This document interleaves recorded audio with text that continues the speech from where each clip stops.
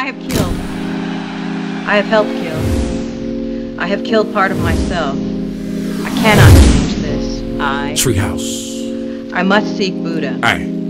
I must seek Christ. Aye. Aye. You must seek therapy. Yeah. Another one of them gangs. Treehouse. The committee. In this motherfucker. Duh. We did it again, my nigga. As you know it. You already know. Welcome to the tree. Let's get it. Try to survive when you're living in this Cali life. We love to ride, smoke it high in this Cali life. Welcome to California. Don't sit there, run up on ya. Welcome to California, California. Big Tree is a family man, music producer, man of God first and foremost, then a family man, then a music producer, then just an overall person, you know, jack of all trades, master of all. Pretty much to sum it up in a nutshell, I am he.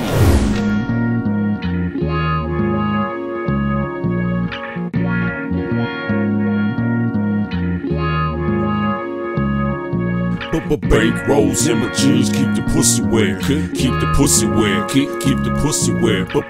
Music means everything to me. It's my morning, noon, and night. Most people like play with it. I can't play with it because it was instilled in me. You know, my grandma gave me this gift. It started with gospel. I was a drummer for at the age of 6. I played for 22 years for small churches, big mega churches. I played for it all. So from there I crossed over to hip hop naturally. I don't know how. I just naturally had a niche for it. Didn't know placements, couldn't read music. I still to this day cannot fucking read music, and I know people are going to be fucking amazed at the sound and the layers and the melodies and everything, but it is truly a gift from God.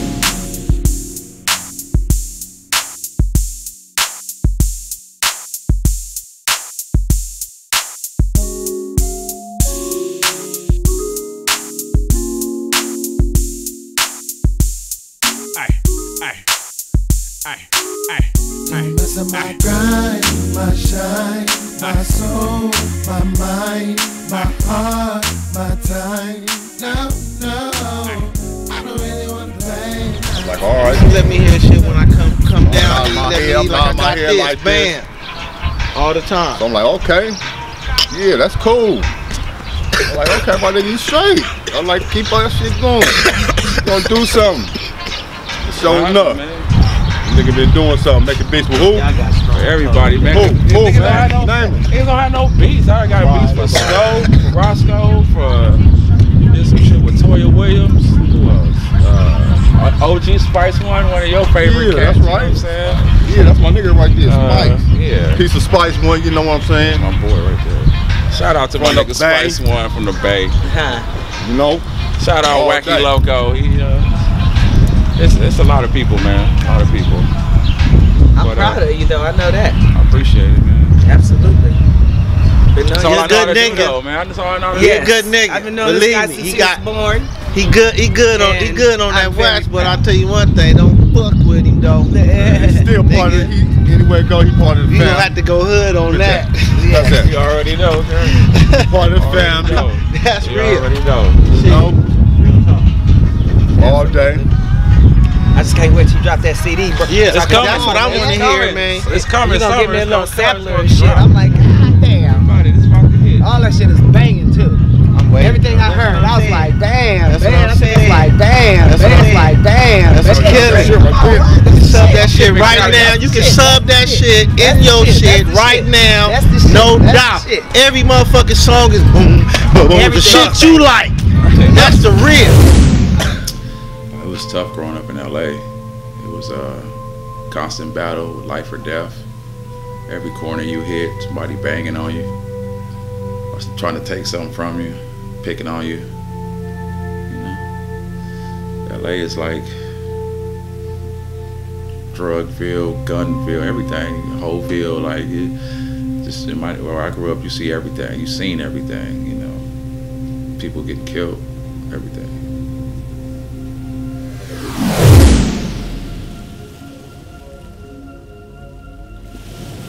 People getting killed. Constant battle, life or death.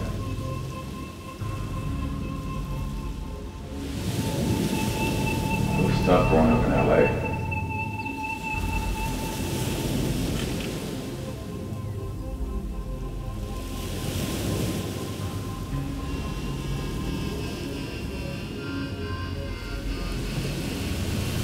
I survived LA because I stayed in my lane.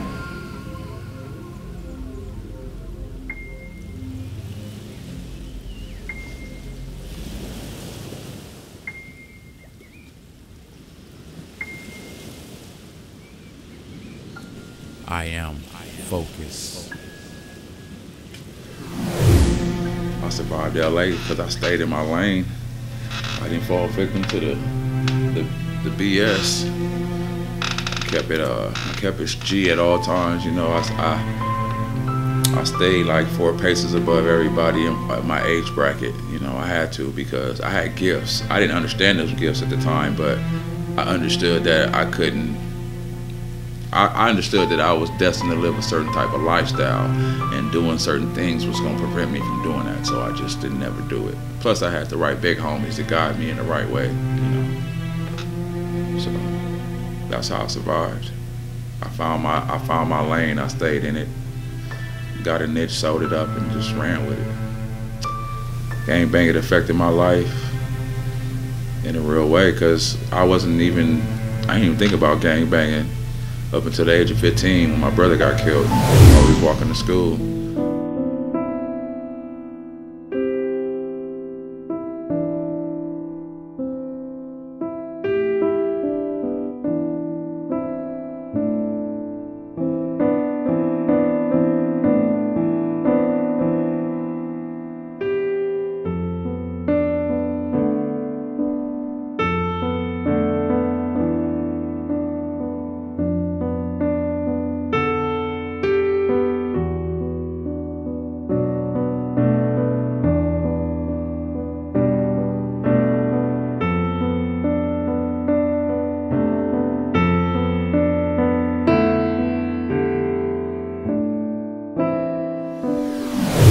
Felt like I had to get protection because people was rolling around just shooting people on sight and stuff like that. So I figured, like, why not join a gang and have the homies, you know, have my back.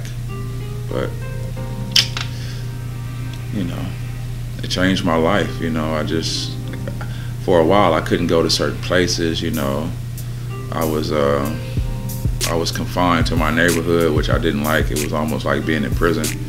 Because, you know, we surrounded by enemies, you know, from east, north, west, and south of us. Like, it's just, we in the middle, and these niggas just come blast us all at one time if they wanted to. So it was kind of like you had to live a certain type of life. You had to stay low, and then when you were out, you know, you had to be out, you know, with your folks. Otherwise, it could be deadly. Because, you know, I'm from one of the most hated gangs in all of LA. So it is what it is. That's how it changed my life. He makes some of the dopest beats out right now. You gotta pick up on it. My favorite producers in the industry who I look up to would be, by far, DJ Quick, first and foremost. Why? Because it's just his choice of sounds. It's just elegant, you know. He has elegant feel to his music. It's classy, but yet dope. Then Battle Cat for his funk. Timberland for his production, you know. Dre, you know, I grew up on Dre. Dre got some cool melodies and pianos and stuff that I like a lot. Strings, orchestra. So yeah, that's my top producers right there. And who I really look up to though in the game is DJ Quick. I just like everything about him. I like how he doesn't have a team. I like how he get in the studio and just get around his equipment and just act a fool, you know, and the sounds and bringing in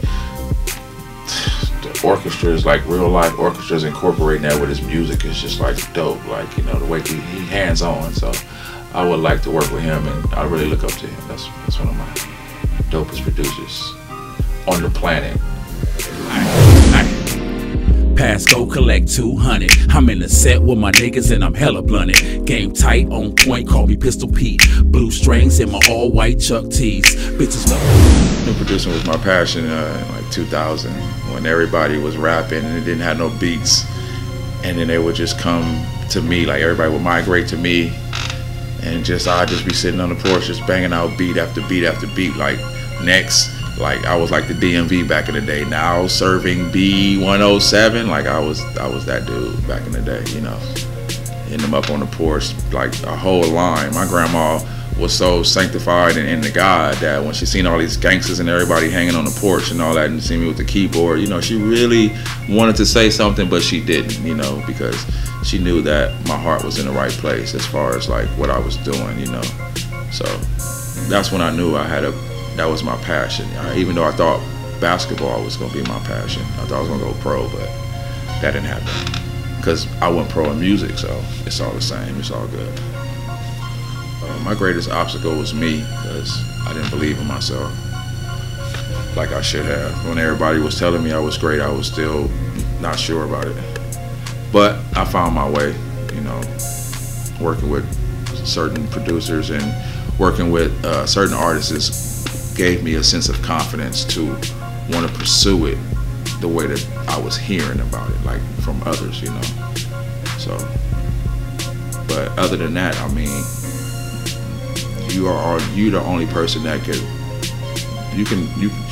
the obstacle that stops you can only be you in life, you know. If nobody else can hinder you, only you can let them hinder you, but that's still you doing it. So my biggest obstacle was me, so I conquered that hurdle.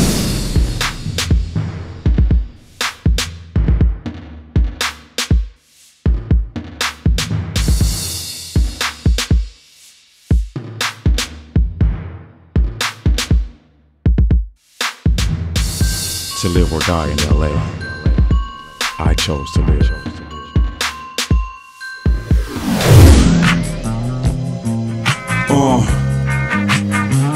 WWRE. Big Tree 6'3".